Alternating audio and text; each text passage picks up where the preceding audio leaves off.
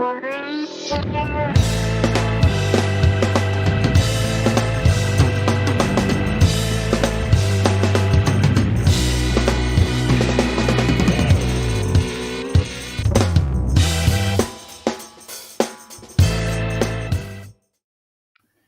yo, yo. Welcome to The Point. I'm your host, Anthony DiNardo.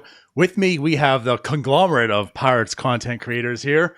So I want to welcome everybody to the show. Thank you for participating. Also, it is the holiday, so especially thank you right now for participating. So, a lot of people have a lot of things to do. They're busy with stuff, and you guys decided to come on this dumb show. So, again, welcome everybody. I'll let you guys introduce yourself. Let's start with Neil. Hey, I'm Neil. Thank you for participating. For North Shore 9. And yeah, that's all I do on for Pirates content. Thank you for that great introduction. Ethan. All right, I'm Ethan. I'm pretty active talking Pirates on Twitter at efisher330. You also periodically find my analysis and insight over on rumbunter.com. And I'm really excited to be here. Appreciate the lie at the end. That will give you some brownie points. Anthony Murphy. What's going on? I'm Anthony. I'm the owner of Bucs on Deck Substack. We cover the Pirates organization. Also do some minor league work for DK Pittsburgh Sports, and I'm the Pirates correspondent for Baseball America as well. Awesome. And Tyler. Hey, y'all. I'm Tyler. I was here last night. We couldn't find a beat writer, so we hired the next beat writer we had, me, obviously, because I'm such a good writer. I'm the resident Ron Cook of this show. Yeah, as some of the commenters put her on. Yeah, some of these people watching right now definitely remember you from last night because not the best reviews on your Outlook. So I'm ready for you to get cooked tonight. Whatever. So welcome everyone to the show. We'll get here started for in a second. Of course, before we do go any further, I do this every time. BetOnline continues to be the world's most trusted betting platform and your number one source for online betting. From the earliest odds to in-game live betting, BetOnline provides you with all the action and the ability to watch games as they happen. With the largest selection of odds on everything from football, the NBA and college basketball, NHL to UFC, head to BetOnline today. Don't forget to use promo code BELIEVE, that is BLEAV, for your welcome bonus on your first deposit. BetOnline, the game starts here. So, gentlemen, this is now, the fourth, fifth show I've done this. Every time I've done it, I have forgotten to select the person that's going to go first. So, as is tradition, I guess I'll throw someone out there. Let's start with Ethan. Ethan, go first. So, what we're going to do is, of course, we're going to start out with the vibe check.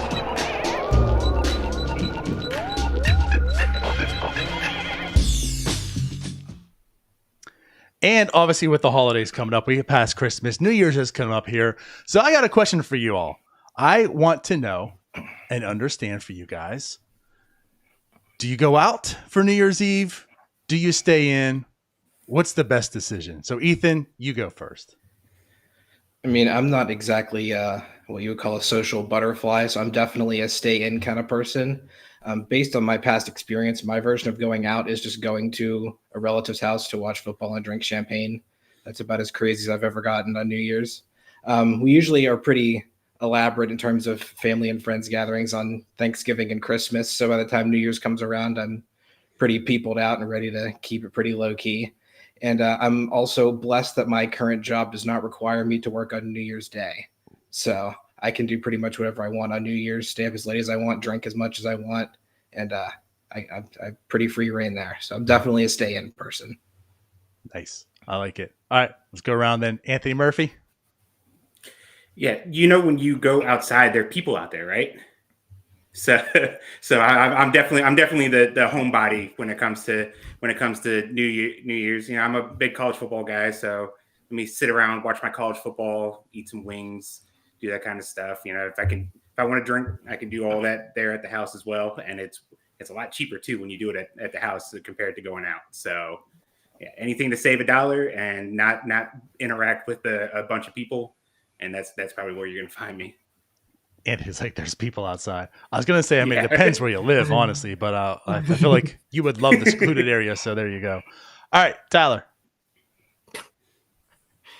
You're asking a bunch of Pirates content creators what they do on New Year's Eve, and you're surprised when people are saying we stay home. Now, I guess I'm a little bit different than everyone. Like I go out a good bit. Like my going out is like me and tonight. Full disclosure, fellas, I was at the bar before this, and me and my 80-year-old friend, we were chatting again. Me and my guy Stump, we have a good old time every time. But New Year's Eve, no. Me and Donardo have known each other a while. We did Donardo's dugout, and I remember talking to him about how I love New Year's Eve. I love St. Patty's Day. I love the day before Thanksgiving. I'm 31 years old now. I hate every one of those days now. That's amateur night. I don't want to be around a bunch of dumb drunks. Screw that. I'd rather sit in bed without my pants on. Neil.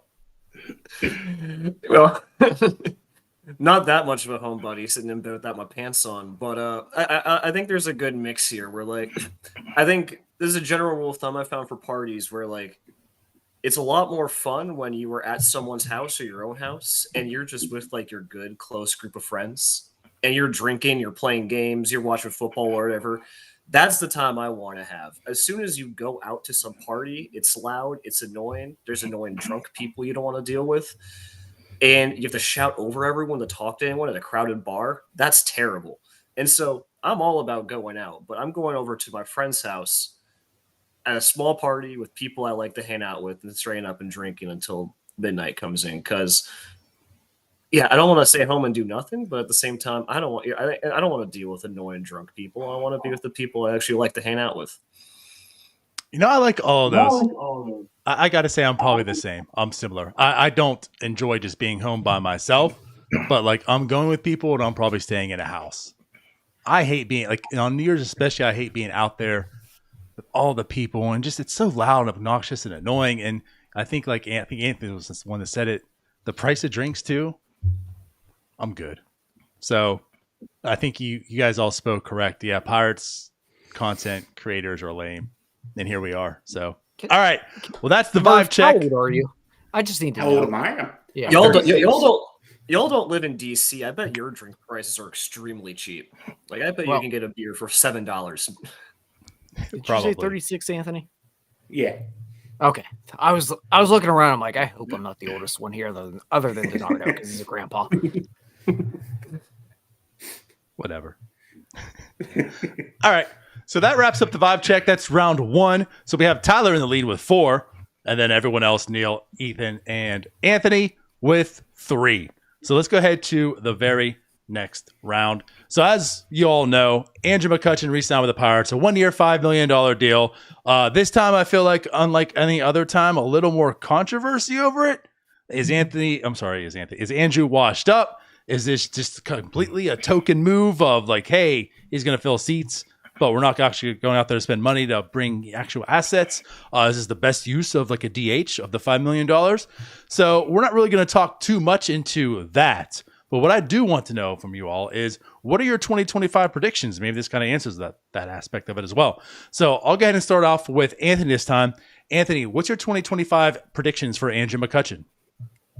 I think the big thing when I first started looking at this was what kind of opportunities is he going to get? And I think based off the current roster construction, he'll get the occasional day off like he has been before, so he can rest. But he should get most of the at-bats at the DH position. I do have some concerns with the way some of his numbers kind of dipped from 2023 to 2024, the quality of contact, that kind of stuff. The whiff rate has dropped actually like each of the last 3 years. I do kind of expect like a step back from him again this year. What is it? He did hit 20 home runs last year. I'm going to kind of put it in like the 10 to 15 billion range, or 10 to 15 home run range for him this coming 10 year. to 15 billion. I'll take that. 10 to 15 home run range for him. I just kind of expect him to maybe start showing the signs a little bit more here. A lot of this stuff year over year kind of looks like it's heading in that direction. So the walks and the chase rate has remained good, so that should keep him competitive in a lot of bats. but I do believe that we'll see a pretty noticeable step back from last year. Okay, Tyler. I don't know, man. Like, I think we will see a step back.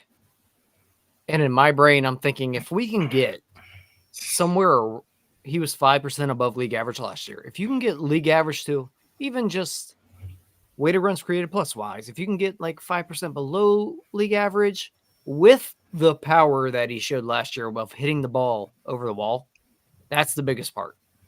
If you can get Andrew McCutchen to continue to hit the ball over the wall, get out of here with your little silly stats of your weighted runs created plus. Like, this team needs guys that hit the ball over the wall. And Andrew McCutchen is one of the few fellas on this team that can do that.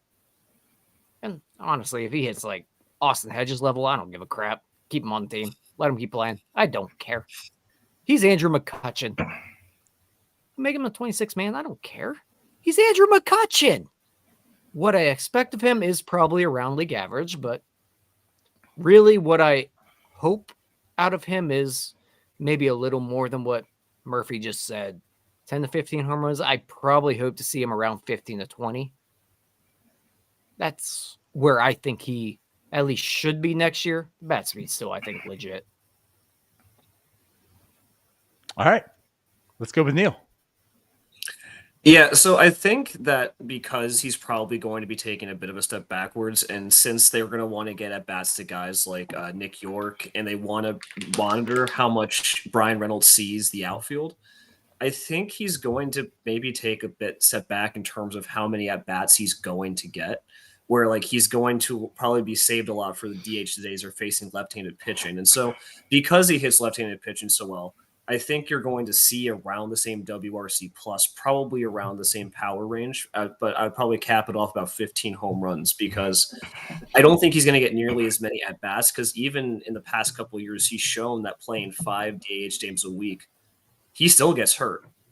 And since they have pre-arb guys like Horwitz, like York, and Reynolds all in the mix there to get more at bats, I think he's going to have a bit of a lesser role, which I'm actually okay with because as he's showing that age, it'll be harder for him to produce the same, but in limited amount, like more limited amounts, I think you'll see around the same hitter, maybe a little better if you get his matchups right.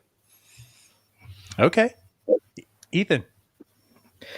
Yeah, what I have here is kind of a combination of what everybody else has said so far. Something between 450 to 500 at bats. He was a little bit over 500 last year, but I think they're going to scale that back a little bit. I said 15 to 20 home runs and the mid 300s on base percentage, thanks to him still being able to draw a lot of walks. I trust that he feels that he still has a little bit of juice left, seeing as he decided before Christmas that he was going to be able to run it back for another year. But yeah, I think he's going to probably take a little bit of a step back. I mean, he's going to be 38 next year.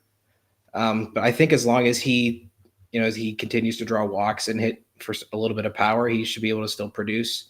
But yeah, I don't think it's going to be quite as much of the volume as it was last year, which is a shame considering he is not going to factor in defensively at all. And given the what the current situation is, it would be really nice if he could do that. But I still think he's going to be about a league average hitter for sure. Okay.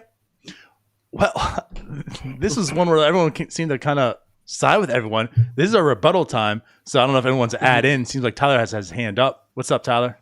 What do you want to say? The only thing to add on to it is the walk rate dropped significantly, honestly, last year compared to the year before that. Maybe Matt Haig helps that a little bit because, truthfully, this entire offense was a nightmare last year. And even the year before that, like, we're talking like a 5% decrease on the walk rate. If he can get the power increase, walk rate decreased, maybe Matt Haig helps that a little bit. And like our old pal Carlos Santana found the fountain of youth. How old is he? And he's significantly better than he was 3-4 years ago. So, I mean, I'm not doubting Andrew McCutchen because every single, I think, athleticism mark, other than maybe speed, is still kind of there. Like, I still think this guy can be a very good major leaguer if used correctly. Anyone else? I mean, I would say. Oh, go ahead, Anthony. Sorry. No, I was just gonna say, as far as like the lefty versus righty splits and all that, we talk about, like, you know, finding the right situation from his WRC plus against lefties dropped from 119 in 2023 to 97 this past year. So like even the against like the group of pitchers you kind of want him to be able to hit, he's already taken a step back in that. And like if a lot of things are also continually falling, I mean, he hit righties good last year. Like it was a 109 WRC plus against righties. So there is that, and you can probably still find like a situation here or there. But I think like the same scenario in for that, that maybe you were looking to use him in the previous years, maybe those opportunities may not end up being there going forward then, if the trend continues with him. So. Mm-hmm. Neil? I think I would just be shocked that if his whiff rates like went up any more than they already did. You know, like he's already. I would be very surprised if like his whiff rates are hitting the 30%. I think we're also talking about a guy who, I mean, based completely off of feel, got robbed of a lot of strike calls that were balls during last season. I think that really contributed to him missing on a lot of pitches because the guy doesn't chase. And so he's trying to hit pitches off the zone. And I would be shocked if that drops more. And so if the walk rate's same, I think it's reasonable to, I'm not sure I would expect like a huge drop from him, if that makes any sense. Like, I feel like in terms of like missing the baseball last year was probably as bad as it's going to get with him. Just based off of everything else I've seen. Ethan. Yeah, the only other thing I would add to what Neil said earlier about him getting less playing time is that I think in an ideal world that would keep him fresher, so he's not getting hurt as much, and he's still able to make better contact. And I think if he still is able to keep that walk rate up, if he's in a position where he's batting leadoff and not batting cleanup, I think that puts him in a better position. I think it puts the Pirates in a better position.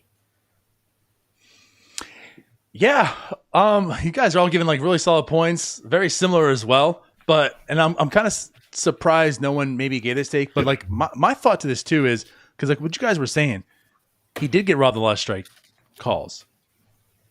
The way he was barreling the baseball, the contact he was making, the chase rate, like everything, like I almost feel as if what he did last year is almost like a floor of what next year can be, unless there's like a significant drop off because of age and actual speed and stuff like that. But like I honestly look at Kutch next year of like, if he's gonna give you like a 105 whatever runs created plus, I feel like it could be even better next year. Honestly, and to all the things you're factoring in as well, because he's probably going to get a little more extra days, maybe can be a little bit healthier, not coming back from an injury and such and trying to work through it. I honestly think like if you get like a 105 to 110 of next year, that's kind of where I'm feeling with him. But I thought you were the host. You're not supposed to give opinions. I'm just saying, you guys could have racked up some points if you went this route, but you guys didn't. You all wanted to side with each other. Know what he's talking about. No one wants to take any risks here. So we're all going to move on to the next round. All right. So what is Ben Cherington cooking? So Teoscar Hernandez signed tonight to a 3-year, $66 million deal to the Dodgers. I believe $1 million of it, I'm sorry, $1 billion of it was deferred. No, I mean, that's crazy. 23 million was deferred. Either way, there's another outfielder off the board. Not that the Pirates, I think, were anywhere in on him, but another outfielder off the board. They got Horowitz, and they have Horowitz so far. What is next for the Pittsburgh Pirates and Ben Cherington? So let's do it this way. Let's go ahead and start with Tyler this time. Ooh, my turn. Yep. And I know everybody wants a corner outfielder or a big bat. Honestly, what's next, in my opinion? Man, this team needs a lefty reliever. Like, you can't ride with Joey Wentz. That's all they have right now, really. And there's a lot of guys out there right now that there's some bounce back guys. I think it's like, look at like a Caleb Ferguson.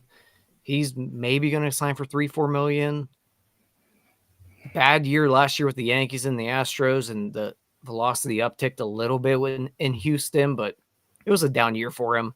He should sign cheap. I mean, like, even like a Ryan Barucki again. I wouldn't even hate that at this point, and that's crazy coming from me. Tyler any in on lefty King arm, Baraki. man. Holy hell. Never thought I'd see the day. But that's the place they are in right now. They need a lefty reliever, and they need a couple, actually, because Joey Wentz probably should not be on the team next year.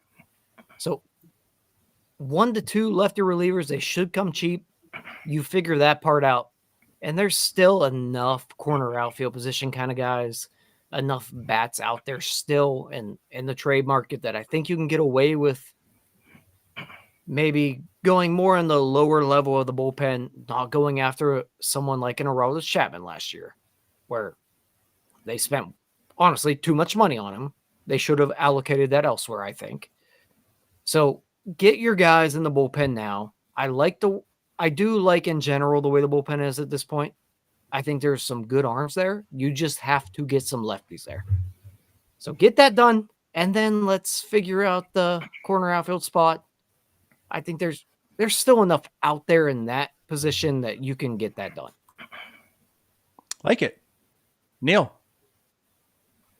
Yeah, so corner outfield is the big thing that people are going to point to, and I agree it's a big problem. But one big problem I see right now is our Pirates infield.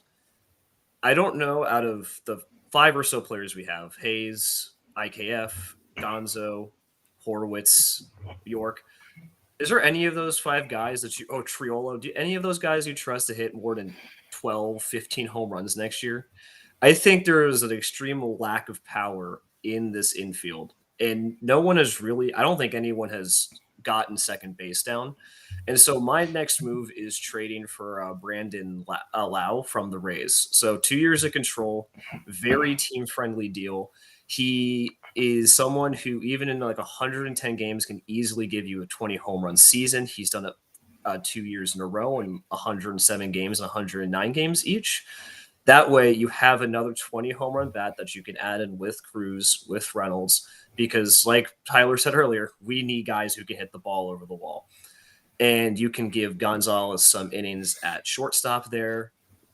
York can start in AAA or get some reps in right field if you still need to work those guys in. The point being is that, yes, we have options at second, but none of those guys have established themselves as a starter in my eyes, at least not good enough for the Pirates to be serious next year.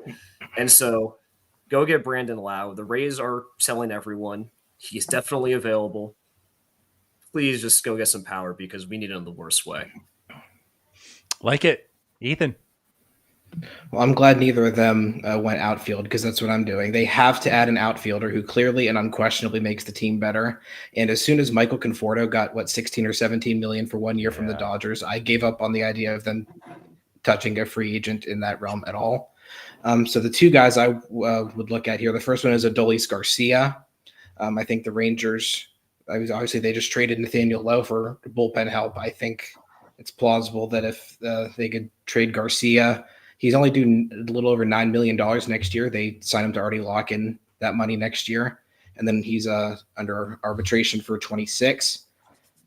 A lot of the Rangers hitters struggled last year, so I'm not convinced that last year is truly who Garcia is. If you trade for Garcia and they get the 2023 form, they hit 39 home runs, was 96th percentile in batting run value and 88th percentile in fielding run value. That would absolutely be a game changer. He's your cleanup hitter. He makes the team a lot better. If they are still looking for bullpen help, which you imagine they would, maybe they would want like a Kyle Nicholas or a Carmen Majinski plus a prospect, and then they can use that money to bring back Kirby Yates. I think that's an option that would make sense for both the Pirates and the Rangers. And the other guy I really, really, really want that I've gotten some flack for is Jake McCarthy.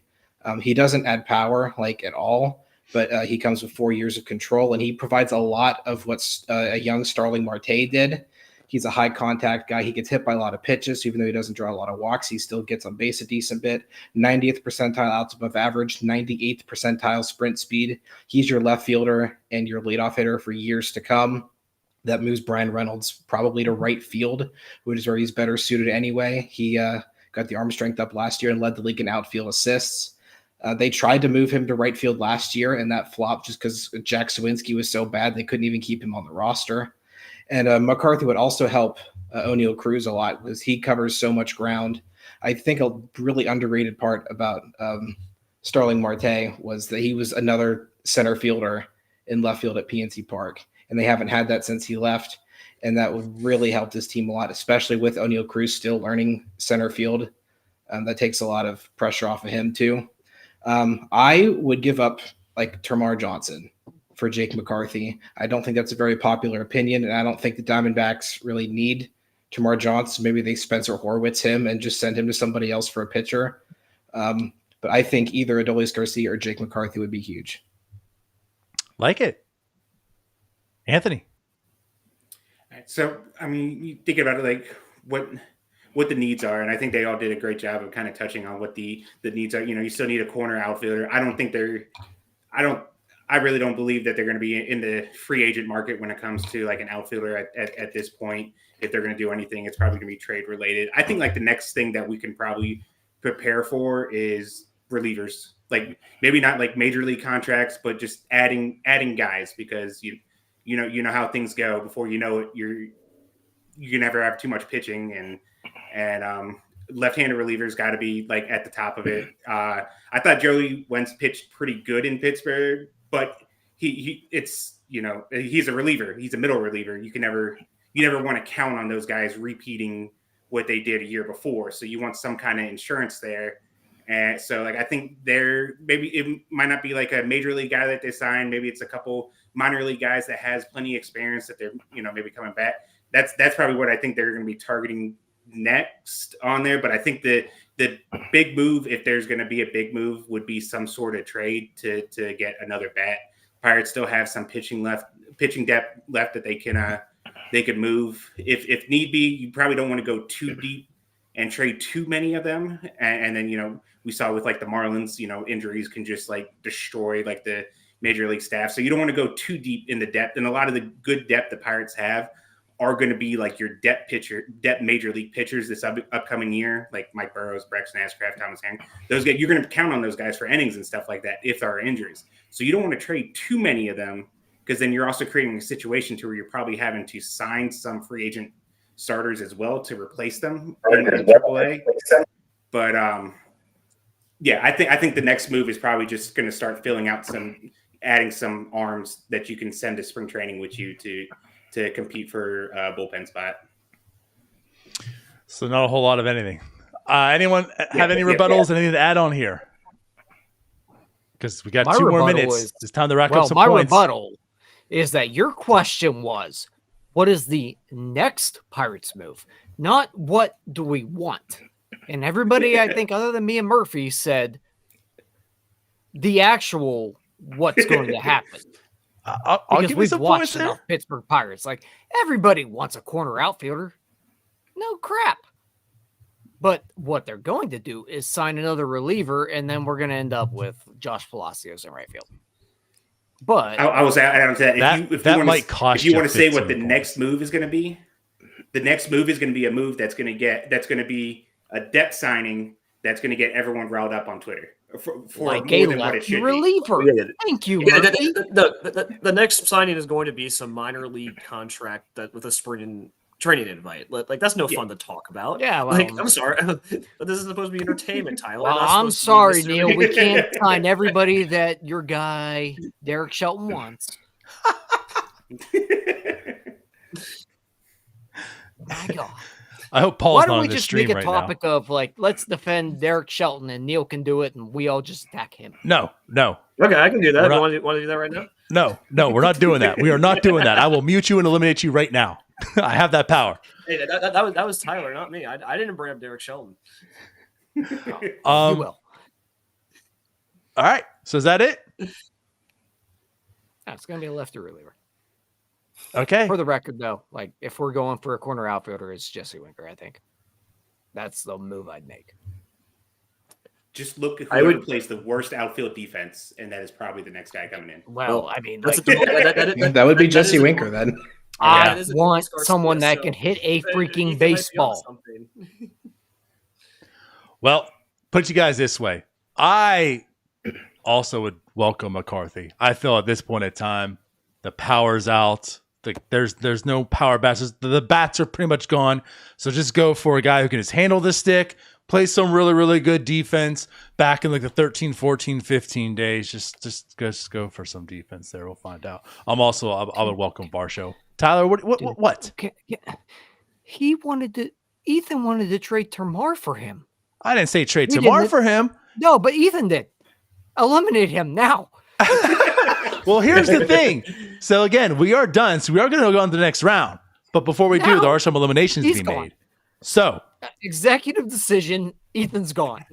In the lead is Ty with 16 points and Ethan with 14. So you two are moving on. So who is getting eliminated is Neil again. Sorry, Neil, but you embarrassed us once again.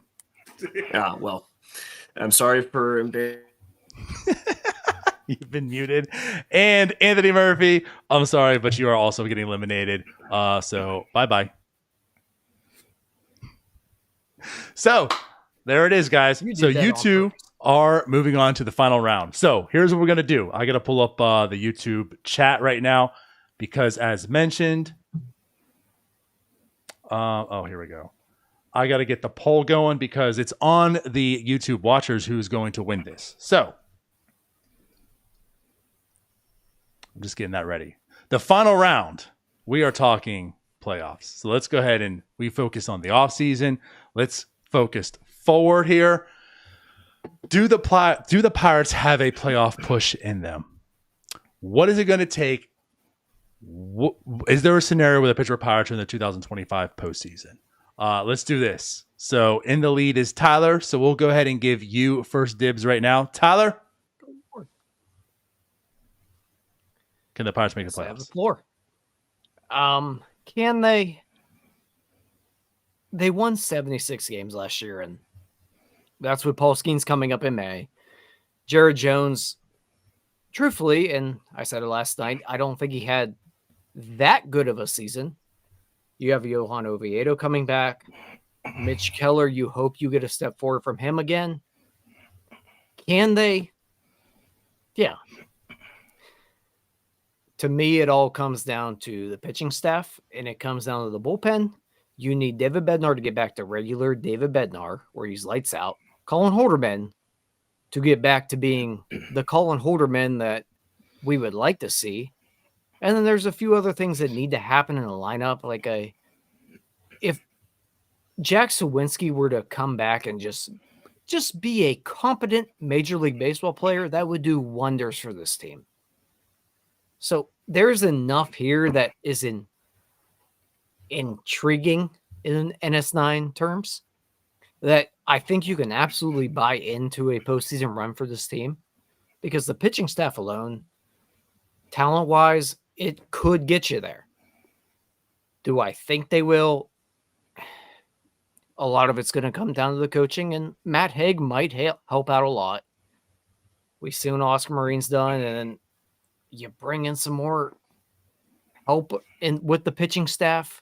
You hope you can get there with a lot of these guys. Do I think they can? Yes. Do I think they will? I lean no. But, man, all it takes, we're talking 162 game season, 76 wins. Just win 8 more games. And how many games can you think of that they just blew last year for no reason? It can happen. So, yeah, by March 1st, I'm buying all the way back in. So, can they? Yes. As of now, I don't think they can. Ethan. Yeah, so when thinking about the playoff stretch they had from 2013 to 2015, I came up with 2 formulas that I think they need to replicate in order to get back to it. And Tyler touched on the first one is having a top-tier pitching staff. I think they were 3rd in the major leagues in ERA in 2015. And they already did the hard part by getting the young starting rotation that can already win a playoff series right now.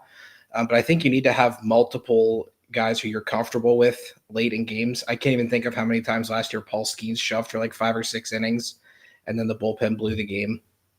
But thinking back to those playoff teams, they had Grilly and Melanson and Watson and Hughes, and they freaking just pulled depth guys out of wherever, freaking Justin Wilson and Jenmar Gomez and Vin Mazzaro and Archimedes Caminero, and they were all really useful middle relief options. They need to get back to having that kind of steady bullpen. And the other thing they need to do, I think, is supplementing their core they have with smart and useful trades of other teams' veterans. Obviously, we just talked about this in the last round. But I mean, when they first got AJ Burnett, he was a salary dump by the Yankees to the Pirates, which is something I think they really need to go back to. At the deadline in 2013, they added Marlon Byrd and Justin Morneau. In 2014, they didn't have a first baseman. They traded for Ike Davis, and he was a starter for most of the year. After that year, when they lost Russell Martin in free agency, they traded for Francisco Cervelli. And then at the deadline, it was Aramis Ramirez and Jay Happ and Joaquim Soria and Joe Blanton. So I think they need to do stuff like that to supplement the core that they have and bring in guys who have experience in the playoffs and experience as successful and proven major league players. And I hate saying, like, when people say stuff like anything's possible if you can just sneak into the playoffs, because that makes it feel like the bar is a team that can sneak into the playoffs, and the bar is obviously higher than that. But like I said, the rotation's good enough as it is to win in the playoffs, and you have no choice but to make a serious push while you have Paul Skeens, because you're never going to have Paul Skeens ever again. And he's the best shot you're probably ever going to have while any of us are alive to win a World Series. And just as in terms of just getting to the playoffs, I think the NL Central is in a place where they can make a push if they add a couple guys. Really, the only thing that scared me in the Central so far has been Kyle Tucker to the Cubs, and he's probably only there for 1 year. Nobody else is really doing anything other than, I guess, Terry Francona going to Cincinnati. But even then, they're not really adding players there. And I'm not really scared of what the Brewers and Cardinals are doing. So yeah, I think the division's winnable, and they have the starting pitching to make noise in the playoffs if they can just add a couple more pieces. All right. So I'm going to open up the poll right now for YouTube to go ahead and vote. But Tyler, go ahead. Your rebuttal.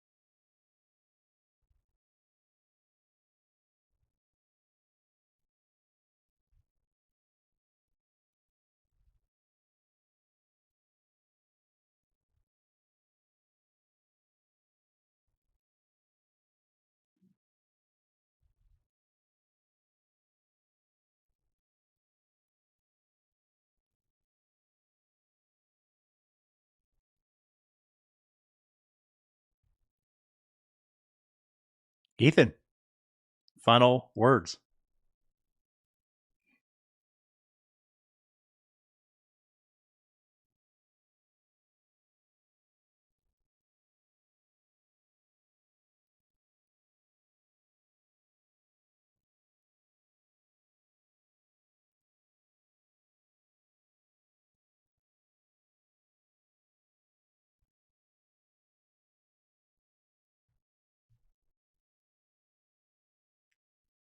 Hold on, guys. I I think we lost your audio. Can you talk? Yeah.